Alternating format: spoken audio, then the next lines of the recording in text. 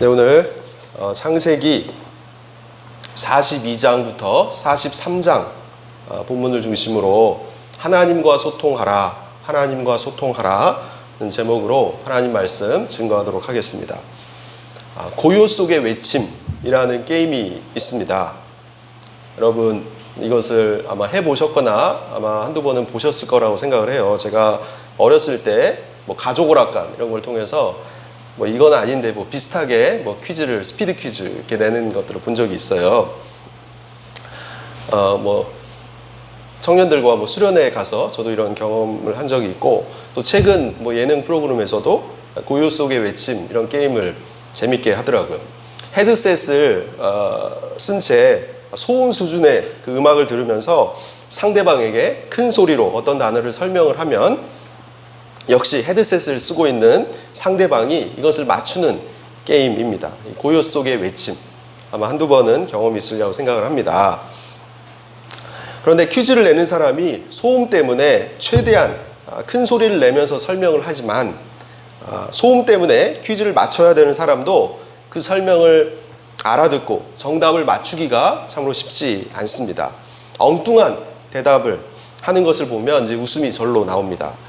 이렇게 큰 소리의 음악이라는 소음이 두 사람의 의사소통을 가로막고 있는 것이죠. 여러분은 이러한 경험이 없습니까? 한번 떠올려 보셨으면 좋겠는데요.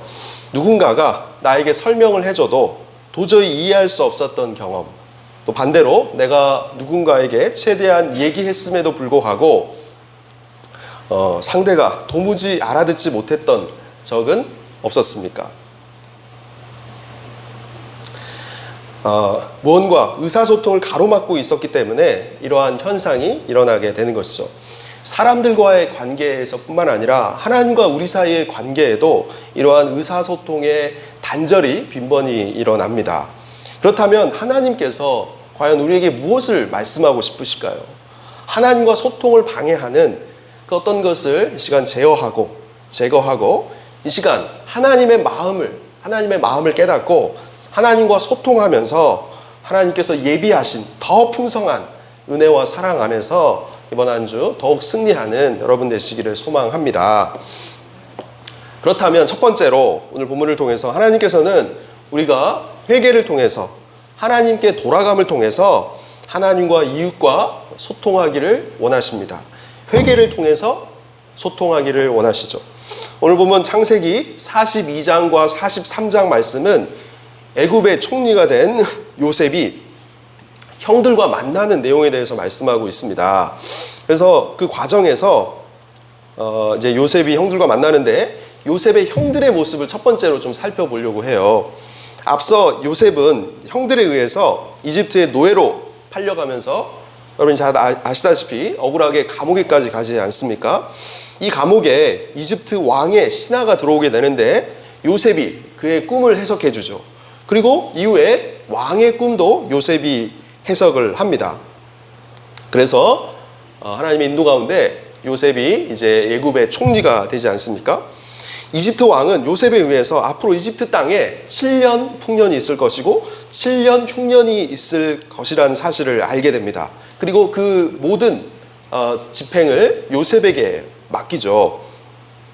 이때 야곱의 10 아들들도 가나안 땅에 있으면서 이제 기근이 드니까 이집트에 곡식을 사러 오게 됩니다.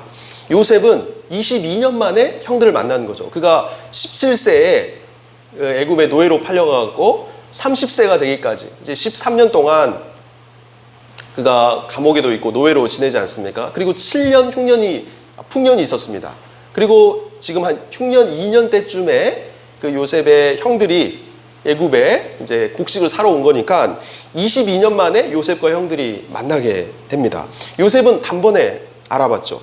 그리고 형들에게 자기를 숨기면서 아버지가 잘 있는지, 자기의 동생인 베냐민의 상태가 어떠한지 이런 것들을 좀 알고 싶었어요. 그래서 형들을 정탐꾼으로 이제 몰아붙입니다. 형들을 사흘 동안 요셉이 감옥에 갇히게 한 다음에 형들한테 이렇게 얘기를 하는 거죠. 나는 하나님을 경외하는 사람이다. 너희가 확실한 자이면 이 너희 열 중에 한 사람만 옥에 갇혀 있다가 나머지 9이 곡식을 가지고 집에 가서 굶주림도 해결하고 너희가 얘기했던 그 막내 아우를 데리고 와라.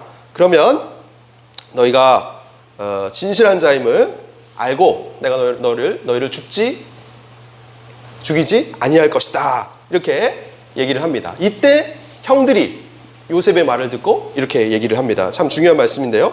창세기 42장 21절 말씀을 한번 보도록 하겠습니다. 창세기 42장 21절 우리가 읽었던 말씀인데 왜 성경 가지고 계신 분들 한번 다 같이 읽도록 하겠습니다. 창세기 42장 21절입니다. 시작. 그들이 서로 말하되 우리가 아우의 일로 말미암아 범죄하였도다. 그가 우리에게 애걸할 때 그 마음이 괴로움을 보고도 듣지 아니하였으므로 이 괴로움이 우리에게 임하도다. 아멘.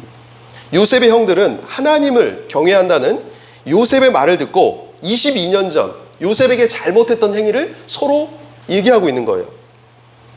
요셉의 형들과 같이 우리가 과거에 지었던 그 죄는 시간이 지난다고 해서 잊혀지는 듯 해도 어려움을 당할 때 그때 떠오르게 됩니다.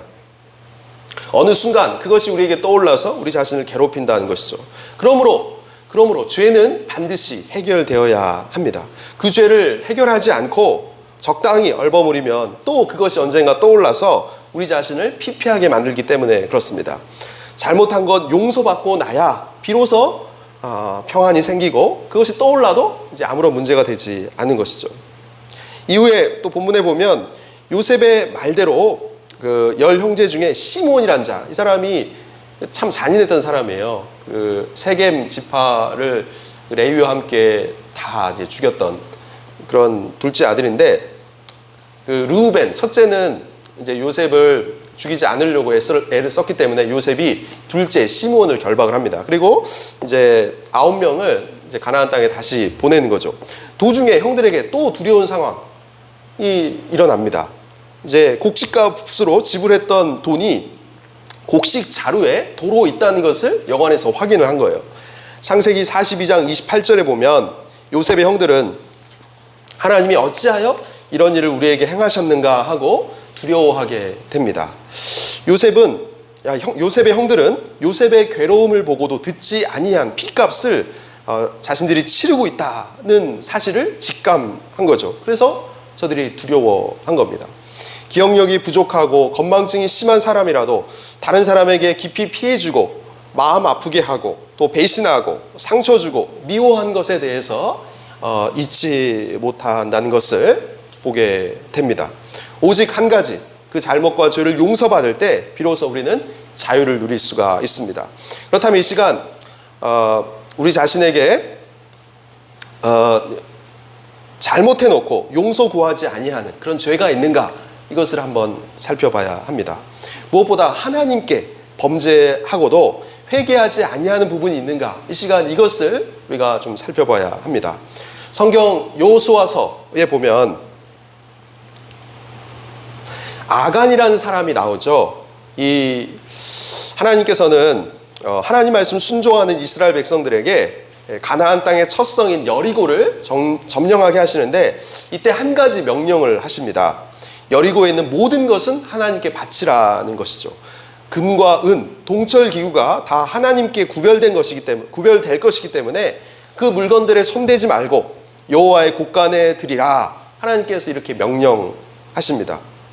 이스라엘 백성들이 어떻게 가나안 땅의 첫 성인 여리고를 정복했습니까? 하나님 말씀에 순종하니까, 싸우지도 않고 하나님이 이기게 해주신 거죠. 이번에도 전리품은 하나님께 바쳐라 이렇게 말씀하셨다면 당연히 그렇게 해야 되는데, 이 아간이라는 사람이 탐심이 생겨서 시날산의 아름다운 외투 한 벌과 또 금, 은을 몰래 취하게 됩니다. 그 결과 그가 어떻게 됐습니까? 그리고 이스라엘 백성들이 어떻게 됐습니까? 이후에 여리고 성보다 적은 아이성 전투에서 패하게 되고 아간과 그의 가족들이 죽게 됐다는 것이죠. 하나님 앞에 해결되지 아니하는 죄에 대해서 하나님께서 이렇게 벌하심을 성경이 말씀하고 있습니다. 또 신약 성경에도 보면 이와 비슷한 사례가 있는데, 오순절에 성령님이 임하시고 이제 교회가 처음으로 세워지지 않습니까? 이때 바나바라고 하는 잘 섬기는 이는 자신의 소유를 팔아서 가난한 사람들에게 드리면서 하나님께 받은 사랑에 감사를 합니다. 근데 이것을 보고 있었던 아나니아와 삽비라라는 부부가 그 사람들의 인정을 받으려는 마음이 있었죠.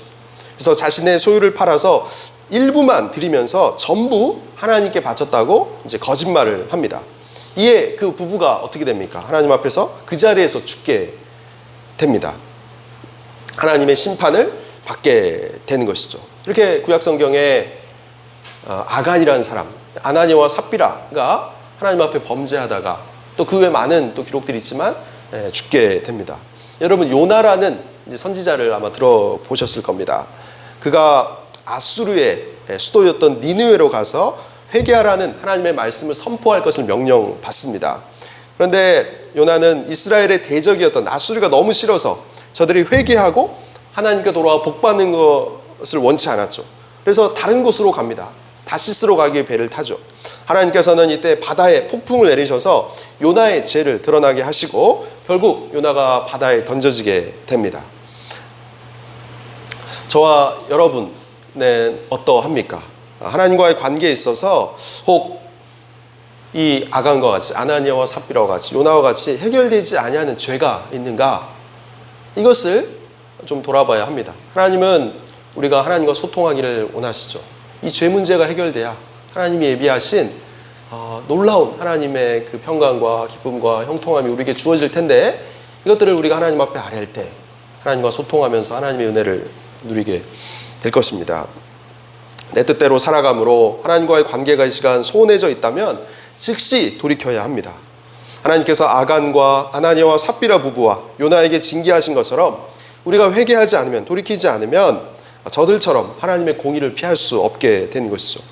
무엇보다 무수한 우리의 죄값을 대신 갚아주기 위해 예수님께서 십자가에서 단번에 희생되셨기 때문에 우리는 감사하면서 날마다 때마다 내 뜻대로 산 죄들을 즉각 고백하고 죄를 버리고 하나님의 뜻을 따라야 할 것입니다. 다니엘이라는 하나님의 사람을 여러분 아실 텐데 그가 바벨론과 페르시아에서 높은 직위까지 올라가면서 성경을 읽습니다. 에레미야 선지서를 보니까 에레미야 선지자가 쓴 글을 보니까 하나님께서 70년 만에 이스라엘을 회복해야 하실 것이다 이런 말씀을 보게 되는 거죠. 이때 다니엘이 세 가지로 기도합니다. 첫 번째, 하나님 저와 우리 민족의 죄를 고백합니다. 두 번째, 하나님 우리를 불쌍히 여겨 주십시오. 세 번째, 하나님의 영광을 위해서 우리를 다시 회복시켜 주십시오. 이렇게 다니엘이 정직하게 죄를 하나님 앞에 고백하고 하나님의 긍휼을 구하고 정말 하나님의 영광을 위해서 다시 그 사명을 감당하도록 기도했던 것처럼 우리가 하나님과의 관계가 이 시간 소홀해져 있다면 다니엘과 같이 이렇게 하나님께 기도할 수 있어야 할 것입니다. 하나님 우리의 죄를 하나님 앞에 정직하게 고백합니다. 하나님 우리를 불쌍히 여겨 주십시오. 또 하나님을 나타낼 자로 이 땅에 우리를 보내주셨는데 우리가 그 사명을 감당하게 하여 주시옵소서. 그렇게 할 때 우리는 하나님과 소통하면서 하나님이 함께 하시는 은혜를 더욱 누리게 될 것입니다. 더 나아가서 우리는 하나님과 관계뿐만 아니라 주변 사람들과의 관계를 또 잘 맺어야 할 것입니다. 주변 사람들과의 관계는 어떠한가? 시간 우리가 좀 살펴봐야 하죠. 누군가에게 내가 미안하다 이렇게 표시는 했지만 정식으로 사과한 적이 있는가? 가족 중에 또 친구 중에 교회 내 성도들 간에 잘못하고 억울하게 하고 눈물 흘리게 한 것이 우리 자신에게 혹 있지는 아니한가? 내가 누군가를 괴롭힌 것은 없는가? 누군가의 마음을 슬프게 하고 눈물 나게 한 적은 혹 없는가? 이거를 돌아봐야 합니다. 그리고 그 문제를 해결해야 하는 거죠. 그러할 때 우리가 그 잘못을 고백하고 용서를 구해야 할 것입니다. 용서를 구하기 전까지 그 죄는 우리 안에 남아 있어서 어려울 때마다 힘들 때마다 떠올라서 우리를 괴롭힐 것입니다. 부모님과 또 자녀 간에 또 배우자와 또 부자 간에 할 수 있거든 우리가 할 수 있거든 평화를 해야 하는 것이죠. 상대방이 용서를 안 받아주면 어쩔 수 없지만 내가 용서할 수 있고 또 용서를 구할 수 있다면 할 수 있는 대로 우리는 평화해야 할 것입니다. 이 문제에 있어서 자존심을 내세울 필요가 없죠. 하나님 앞에 우리가 자존심을 어찌 내세울 수 있겠습니까? 하나님께서 하라고 하시니까 우리는 혹 본의 아니게 잘못을 다른 이에게 행했을 경우에 그 용서를 구해야 하는 것이죠. 부모님과 자녀의 마음, 또 남편과 또 아내, 또 주변 사람들의 마음을 혹 아프게 했습니까? 그렇다면 용서를 구해야 한다는 거죠. 주저하면 안 될 것입니다. 오늘 본문에서 요셉의 형들에게 22년 전 요셉에게 잘못한 일들이 떠올랐던 것을 우리가 기억해야 합니다. 죄의 성격이 이러하다는 거죠. 죄를 계속 갖고 있으면 안 될 것입니다. 언젠가 이 죄 때문에 우리가 예수님 앞에 심판받아야 되는데 그 전에 우리가 하나님 앞에서뿐만 아니라 사람 앞에서 그 문제를 해결할 수 있어야 할 것입니다. 1904년에 원산에서 하디 선교사님이 청중 앞에 회개를 했습니다. 학벌주의 또 백일 우월주의에 사로잡혀서 한국인들을 자신이 무시하였다 이렇게 고백하고 용서를 구한 것이죠. 제가 전에 학부 논문을 쓸 때 보니까 영국의 선교사님인 것 같은데 그분들도 약간 민족 이제 우월의식 그런 교만이나 이런 감을 좀 느낄 수가 있었는데 어쨌든 이 하디 선교사님이 자신의 교만을 한국 사람들 앞에서 이렇게 고백을 하고 용서를 구했습니다. 그렇게 할 때 하나님께서 원산 지역에 하나님의 놀라운 역사로 큰 부흥을 주셨던 거죠. 1907년 평양 장대현 교회에서 길선주 목사님이 친구의 돈을 가로챈 것을 공개적으로 회개를 하였습니다. 이를 계기로 성도들이 자신의 죄들을 하나같이 다 고백하고 회개하면서 평양에 큰 부흥이 일어나게 된 것이죠. 역대하 7장 14절에 보면 내 이름으로 일컫는 내 백성이 그들의 악한 길에서 떠나 스스로 낮추고 기도하여 내 얼굴을 찾으면 내가 하늘에서 듣고 그들의 죄를 사하고 그들의 땅을 고칠지라 이렇게 분명히 약속하고 있습니다. 죄에서 떠나 하나님 앞에 또 이렇게 나오면 죄를 사하고 회복의 은혜를 주실 것이다. 하나님이 약속하셨던 거죠. 우리가 하나님과 사람 앞에 겸비하여 우리의 죄를 고백하고 떠난다면 예수님의 피로 하나님께서 우리의 모든 죄를 깨끗게 씻어 주실 것이고 회복의 은혜와 또 개인과 교회와 민족의 부흥, 중흥의 은혜를 하나님께서 허락하실 줄로 믿습니다. 이와 같이 하나님의 마음은 우리가 하나님께 돌아오는 것, 회개임을 알고 예수님을 통해서 하나님과 이웃도 소통하며 하나님의 큰 은혜가 이후 더욱 함께 하시기를 간절히 소망합니다. 두 번째로 우리가 하나님과 소통하기 위해서는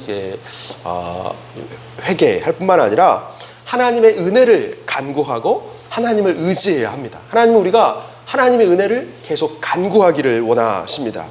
지금까지 창세기 42장을 통해서 요셉의 형들의 모습을 살펴보았다면 이제 창세기 33장에 보면 야곱의 모습이 어떠한가 이렇게 나와 있습니다.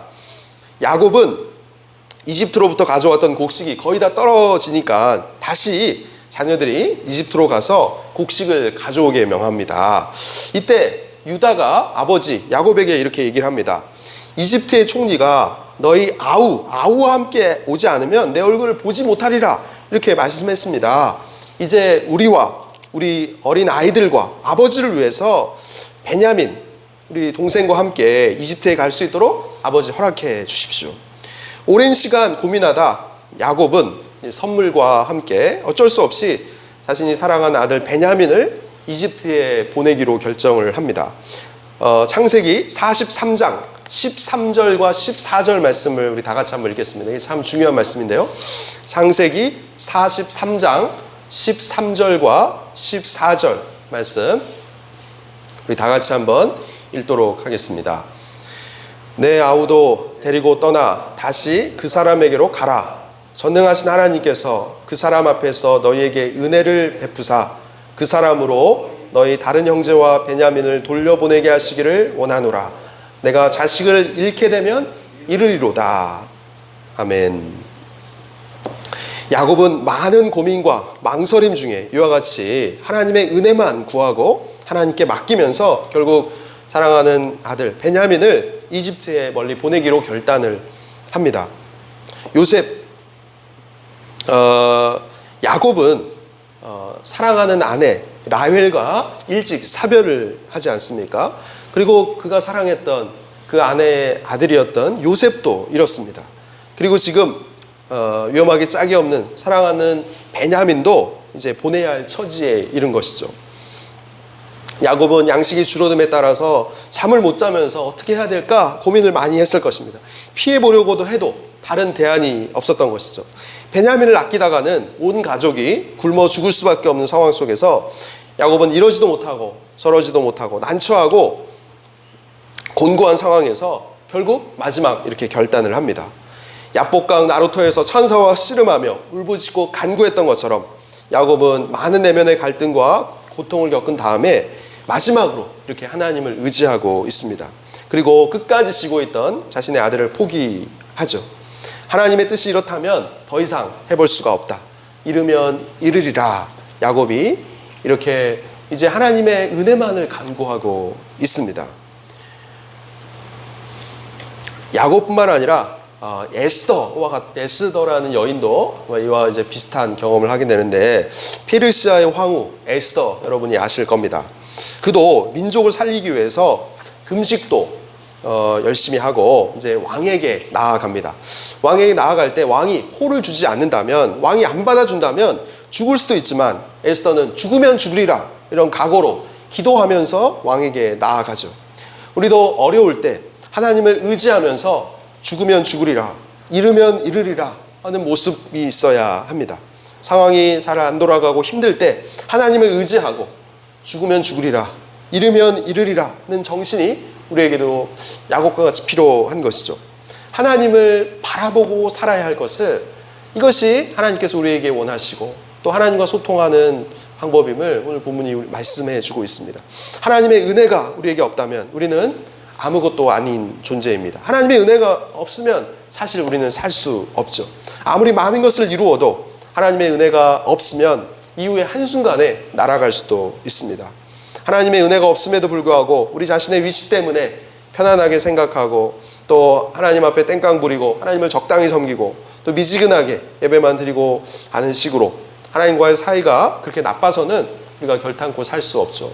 코로나라는 특수한 상황 때문에 우리가 어쩔 수 없이 예배만 드리고 또 모이지도 못하고 실시간으로 인터넷으로 예배를 드리지만 우리의 마음은 항상 하나님의 은혜를 사모하는 상태에 있어야 한다는 것이죠. 우리는 하나님의 은혜로 사는 사람들입니다. 하나님의 은혜를 무시하고 하나님의 은혜를 안 받아도 되는 사람인 것처럼 우리가 결코 살아서는 안 될 것입니다. 깨어나서 계속 하나님을 우리가 바라봐야 합니다. 다시 한번, 하나님의 은혜가 아니면 우리는 아무리 많은 것을 얻었다 할지라도 소용이 없는 사람들입니다. 아무리 좋은 대학, 좋은 회사에 들어가고 직위가 높아지고 또 뭐 사시에 합격하고 또 박사학위, 교수가 되어도 하나님 없이 지낸다면, 하나님의 은혜가 없다면 아무런 소용이 없는 것이죠. 오직 하나님의 은혜만을 우리가 간절히 사모해야 합니다. 예수님을 믿는 우리 하나님의 사람들에게 주어진 특권과 축복은 힘들 때마다 살아계신 하나님을 바라보고 기도할 수 있다는 사실에 있습니다. 그런데 힘들 때 이러한 특권을 누리지 못하고 하나님을 멀리한다면 참으로 안타까운 일이 아닐 수 없죠. 힘들 때 더 열심히 하나님을 의존해야 하는데, 그렇다면 저와 여러분은 이 시간 어떠합니까? 특별히 코로나 확진자가 급속도로 증가하는 이 시점에서 우리는 더욱 하나님을 의지하고 있습니까? 아니면 될 대로 되라, 너무 절망 가운데 낙심하고 있습니까? 내가 원하는 일이 이루어지지 않는다고 또 진로나 직장의 문제, 또 결혼의 문제, 자녀의 문제, 여러 가지 병 등의 문제로 하나님을 혹시 우리가 멀리하고 있지는 않습니까? 하나님을 더욱 의지하라고, 하나님께 가까이 나오라고 모든 주권의 하나님께서 이 코로나라는 또 이런 총체적인 어려움을 우리에게 주신 줄로 믿습니다. 그러므로 우리는 힘들 때, 상황이 공고하고 막막하고 답답할 때 하나님을 원망하면서 하나님을 떠나는 것이 아니라 오히려 이 모든 상황을 허락하시고 주관하시는 하나님을 계속 의지하면서 낙심하지 않고 승리해야 할 것입니다. 내가 원하지 않는 상당한 시간을 보내왔습니까? 또 생을 혹 허비해 왔습니까? 이때라도 하나님께 나아갈 수 있죠. 어느 순간이든지 하나님께 나아간다면, 또 하나님을 의지한다면 우리는 그 고비를 통과하고 하나님의 도우심을 경험하게 될 것입니다. 우리 모두가 코로나로 인해서 여러 개인적인 어려움들이 있지만 이때 기가 죽고 위축될 것이 아니라 더욱 하나님을 의지하며 하나님께 계속 나아가야 할 것입니다. 그 성경에 보면 이제 하나님을 의지하라는 이런 말씀들이 참 많이 나옵니다. 시편 9편 10절에 보면 여호와여 주의 이름을 아는 자는 주를 의지하오리니 이는 주를 찾는 자들을 버리지 아니하실 것입니다. 이렇게 말합니다. 하나님을 찾는 자들을 하나님께서 버리지 아니하신다는 거죠. 시편 42편 5절에도 보면 내 영혼아 내가 어찌하여 낙심하며 불안해하는가 하나님께 소망을 두라 그가 나타나 도우심으로 내가 여전히 찬송하리로다 이렇게 말씀하고 있습니다. 젊은 사자는 궁핍하여 줄일지라도 여호와를 찾는 자는 모든 좋은 것에 부족함이 없다라고 말씀하고 있죠. 여호와의 눈은 온 땅을 두루 감찰하사 전심으로 자기를 향하는 자에게 능력을 베푸신다고 말씀하고 있습니다. 시편 27편에 보면 여호와를 기다릴지어다 강하고 담대하게 여호와를 기다리라 그러면 여호와의 선하심을 맛보게 될 줄로 확실히 믿는다 이렇게 다윗이 고백합니다. 이 땅에서 우리 힘으로 안 되는 것들이 너무 많지 않습니까? 인생을 살면 살수록 내 뜻대로 안 되는 것이 훨씬 더 많아지죠. 답답하고 속상한 일이 많습니다. 이럴 때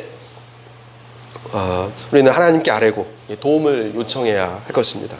계속 끝까지 하나님을 의지합시다. 그러면 모든 좋은 것에 부족함이 없을 것입니다.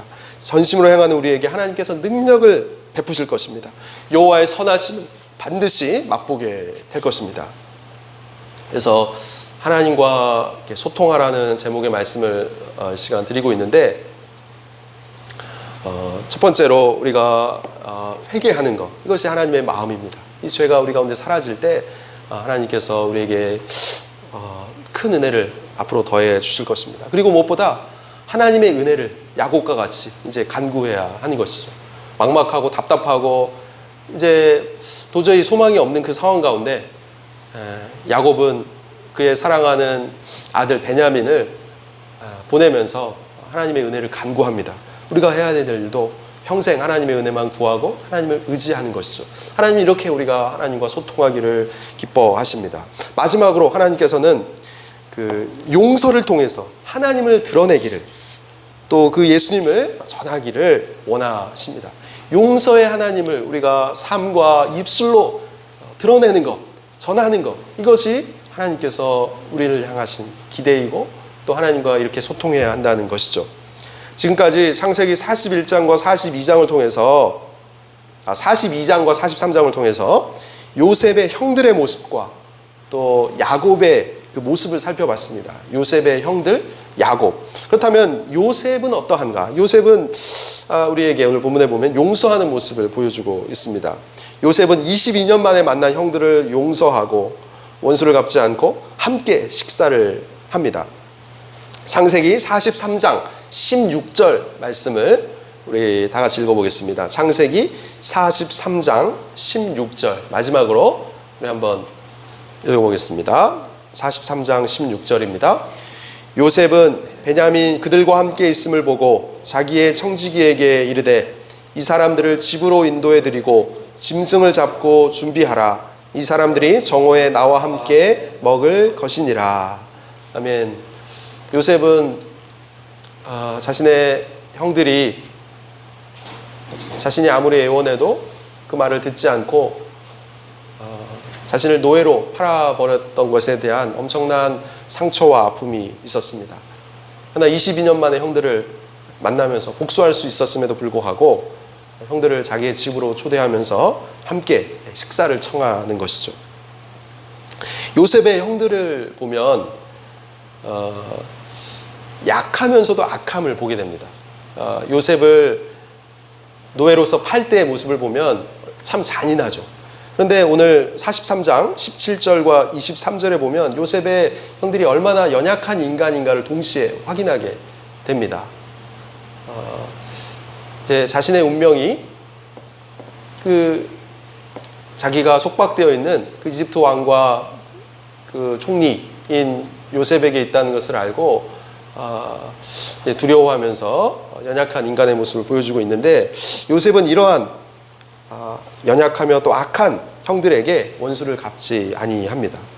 이것이 성경 전체에 흐르는 예수 그리스도의 덕인 것이죠.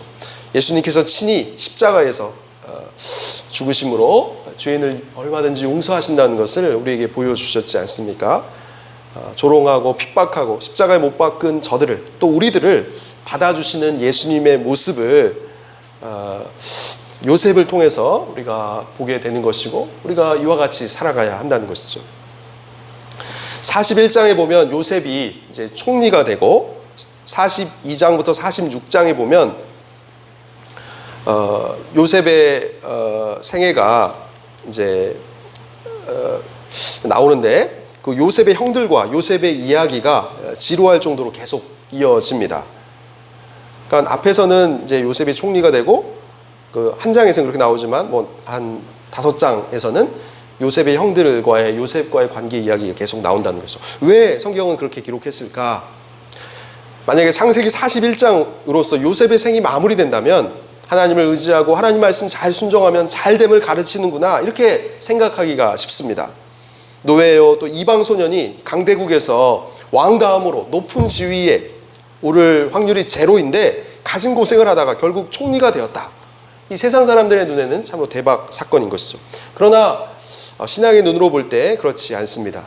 성경에서 가르치는 바가 신앙인이 하나님께 순종하면 출세할 수 있다는 식이라면, 하나님으로부터 오는 복이 이것 이 땅에서의 복이라면, 우리가 성경의 다른 인물들을 통해 볼 때 그것이 옳지 않다는 것을 알 수 있죠. 모세의 경우는 어떻습니까? 모세가 이집트 왕의 공주의 아들로서 부귀영화를 누릴 수 있었지 않습니까? 오늘날로 치면은 그가 뭐 강남의 집도 뭐 여러 채 살 수도 있고, 뭐 좋은 옷도 항상 입고, 자기가 원하는 대로 다 할 수 있고, 맛있는 것도 항상 사 먹고, 주말마다 여행 다니고, 또 자녀가 있다면 좋은 것을 사줄 수 있고, 차도 제일 좋은 곳으로 타고 다닐 수 있는 그러한 수준의 최고의 재력가였죠. 이러한 모세가 그 좋은 자리를 버리고 하나님의 백성과 함께 고난을 받았는데, 그렇다면 그의 인생은 무엇입니까? 모세가 실패한 인생일까요? 모세가 이 공주의 아들로서 버텨야 되는데 멍청했습니까? 요셉이 유혹을 이기고 고난 중에도 하나님께 순종하더니 잘 되었다. 그리고 온갖 부귀영화를 누리고 잘 먹고 잘 살았다. 이것을 설명하기 위해서 요셉의 이야기가 등장한 것이 아닙니다. 중요한 것은 요셉이 총리가 된 이후에 창세기 42장부터 46장까지의 그 스토리가 성경은 더 많은 비율을 차지하면서 얘기해주고 있다는 것이죠. 요셉이 총리가 된 이후에 어떻게 살았는가 하는 것입니다.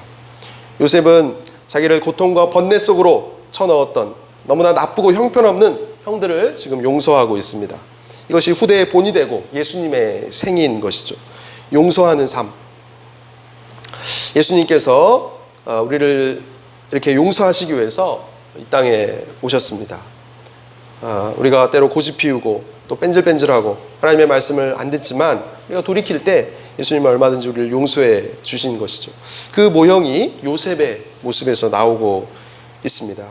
우리의 목표는 세상에서 잘 나가는 것이 아닙니다. 그보다 얼마나 우리가 하나님의 자녀임을 드러내고 있는가, 하나님께 영광을 돌리는가, 이것이 우리 생의 목표이고, 여기에 하나님으로부터의 점수가 오는 것이죠. 이 땅에서 우리의 지위가 얼마나 상승되는가 떨어지는가에 의해 하나님으로부터 점수가 오는 것이 아니라, 그 어떤 위치에 있든 하나님의 자녀다운 향기를 얼마나 품어내는가, 또 그 뿜어내어 모아놓은 그 점수에 의해서 하나님 앞에 카운트가 되고 평가가 되는 것이죠. 세상에서 잘 사는가, 인정받는 직위인가는 세상의 관심 영역입니다. 우리의 관심은 어떤 위치에 있어서든 하나님의 뜻을 이루고 하나님의 아름다운 덕을 드러내는, 하나님의 그 성품을 우리 속에 발현하는, 하나님을 나타내는, 그것이 우리의 관심이 되어야 합니다.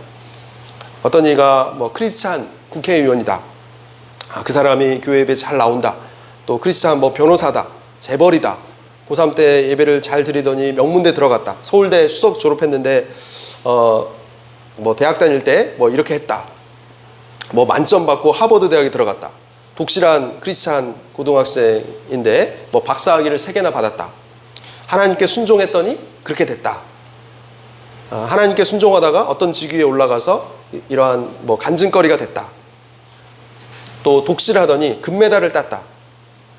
이와 같이 높은 직위에 오르는 것 자체를 우리는 하나님께 영광을 돌리는 것으로 생각을 하기도 합니다. 그것은 성실할 때, 가능한 것이죠. 머리가 좋고 끈기가 있고 승부욕이 있으면 예수님을 믿지 않는 사람도 얼마든지 그렇게 될 수 있습니다. 그래서 우리는 이 땅을 잠시 살면서 잘 살 수도 있고 못 살 수도 있음을 잊지 않아야 합니다. 때로 이 땅에서 잘 풀릴 수도 있고 곤두박질 쳐서 아주 초라하게 살 수도 있습니다. 그러나 이것이 중요한 것이 아니라 진짜 중요한 것은 하나님의 자녀로서 요셉처럼 다른 사람들을 용서하고 또 은혜를 베풀고 너그럽고 정직하고 하나님의 뜻을 따라 살면서 하나님의 영광을 드러내느냐, 이것이 가장 중요하다는 것이죠. 그렇지 않으면 하나님의 자녀로서 잘 속이고 뺀질거리고 또 세상 사람들처럼 살면서 하나님의 영광을 가리느냐, 우리가 어떠한 모습인지를 돌아보고 또 하나님의 그 마음을 헤아려서 정말 하나님의 자녀다운 모습, 요셉과 같이 다른 사람을 용서하고 의롭게 하나님의 사랑을 보여줄 수 있는 그러한 우리가 되어야 할 것입니다.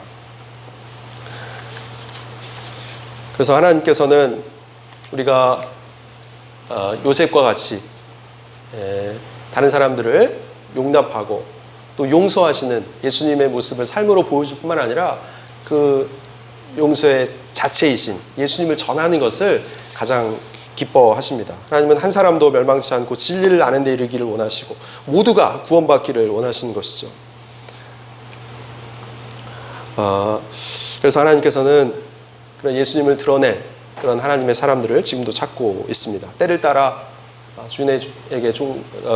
주인에게 양식을 받아서 나누어줄 그 착하고 충성된 종이 어디 있는가, 하나님은 그런 사람을 찾고 계시고 우리가 그러한 역할을 감당하기를 원하고 계신 것이죠. 며칠 전에 이제 우리 교회에서 계속 좀 예수님을 증거하기 위해서 이제 향균 물티슈 그리고 손 세정제 그리고 스티커 이거를 새로 주문을 했습니다. 나름 지금까지 썼던 그 금액을 아주 초월해서 아주 좋은 것들로 다시 구매를 했는데 지금 상황에서 참 전하지 못해서 참 안타깝기도 합니다. 그러나 우리는 계속 기도함으로 정말 두려워하고 소망을 잃은 그들에게 용서의 예수님을 삶과 입술로 증거해 주어서 저들에게도 우리와 같은 복이 임하는 그런 하나님의 기대를 이루어드릴 수 있는 그런 우리의 삶이 되어야 할 줄 믿습니다. 오늘 하나님과 소통하라 는 제목으로 말씀을 나눴는데 이 세 가지를 좀 기억했으면 좋겠습니다. 하나님과 소통하기 위해서는 우리가 이 죄 문제가 해결돼야 되는 거죠. 예수님의 보혈로 하나님 우리가 언제든지 돌이킬 때 용서해 주기를 기뻐하십니다. 그리고 하나님의 은혜를 요셉과 같이 간구할 수 있어야 하는 것이죠. 하나님의 은혜가 아니면 우리는 살 수 없는 자임을 알고 늘 하나님을 의지하여 하나님과 소통하기를 하나님이 원하십니다. 이번 한 주 어떤 어려움이 있다 할지라도 기도를 통해 하나님의 능력을 경험하고 모든 좋은 것을 부족함이 없으신 하나님을 찬양하는 여러분 되시기를 여러분 축복합니다. 그리고 그 용서의 예수님을 요셉이 보여주었던 것처럼 우리도 그 용서의 예수님을 삶 속에 구현하고 또 그 예수님 자신을 그 사랑의 예수님을 증거할 때 하나님이 기뻐하시고 또 저들을 복되게 하며 하나님 앞에 더욱 상급과 칭찬받는 우리의 삶이 됐을 줄로 믿습니다. 이와 같이 하나님과 소통함으로 하나님의 은혜가 충만한 승리의 삶 되시기를 주님의 이름으로 축복합니다. 기도하겠습니다.